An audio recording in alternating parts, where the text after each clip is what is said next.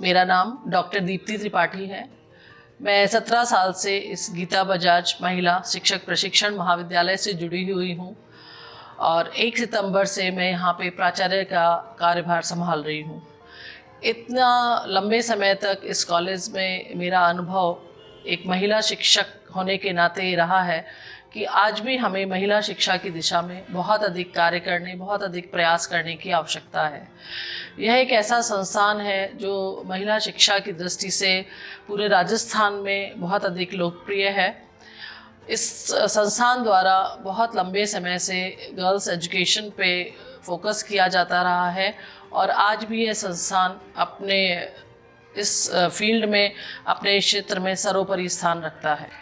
हमारे समाज में महिला शिक्षा की दिशा में बहुत तेज़ी से जो परिवर्तन आए हैं, हमारा समाज आज पहले की अपेक्षा पूरी तरह से परिवर्तित हो गया है।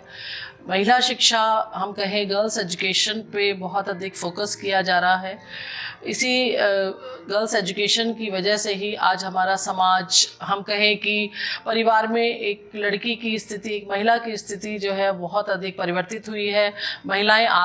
आर्थिक दृष्टि से आत्मनिर्भर हुई हैं। उनको सामाजिक दृष्टि से अगर हम देखें तो उनका पद बढ़ा है, उनको सम्मान मिला है और यही कारण है कि हम इस दिशा में गर्ल्स को इकोनॉमिकली जो है सेल्फ डिपेंड बनाने की दिशा में प्रयास कर रहे हैं। हमारे द्वारा यहाँ तैयार किए गए शिक्षक जो हैं वो सरकारी स्कूल्स में, और हम कहें बहुत अच्छे अच्छे जयपुर के जो बिग बैनर के स्कूल्स हैं उनमें बहुत अच्छे पदों पर कार्यरत हैं और यह हम सब के लिए बहुत अधिक गर्व का विषय है। और इसी संदर्भ में, इसी गर्ल्स एजुकेशन पे जो हमने निरंतर, हमारी संस्थान जो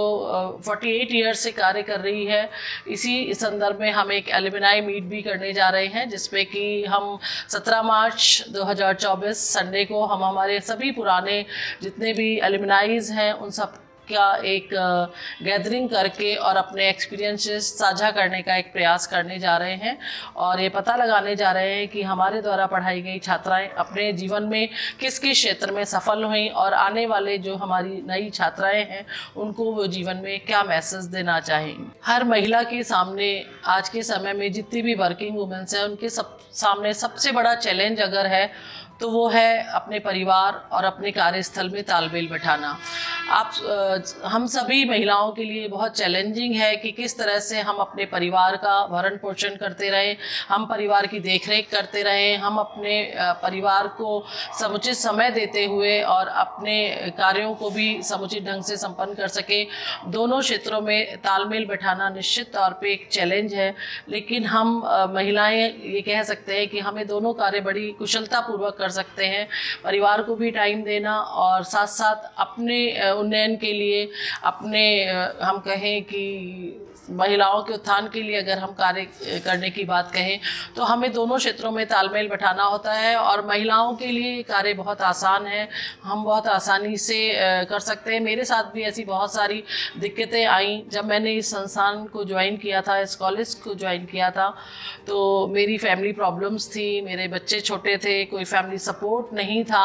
और यहाँ पे भी बहुत लंबा टाइम हुआ करता था। इग्नू स्टडी सेंटर भी हमारे यहाँ संचालित होता था तो हमें संडे को भी यहाँ आना होता था, लेकिन कहीं ना कहीं आपकी फैमिली, आपके हस्बैंड, आपके बच्चों का सपोर्ट होता है, वो आपके लिए, आपको आगे बढ़ने में बहुत हेल्प करता है। मेरे परिवार ने मेरी जो हेल्प करी उससे मैंने यहाँ आने के बाद सबसे पहले अपनी क्वालिफ़िकेशन पूरी करी। मैंने जब ये कॉलेज ज्वाइन किया तो मैं सिर्फ एमएड थी, एमए एमएड थी और मुझे अपने इस जॉब को कंटिन्यू करने के लिए मुझे नेट और पीएचडी करने की भी आवश्यकता थी, लेकिन मैंने इस चैलेंज को स्वीकार किया और अपने इस जॉब के साथ ही परिवार में भी तालमेल बिठाते हुए अपना क्वालिफ़िकेशन को कंप्लीट किया। मैंने अपना नेट इन एजुकेशन किया, पीएचडी करी और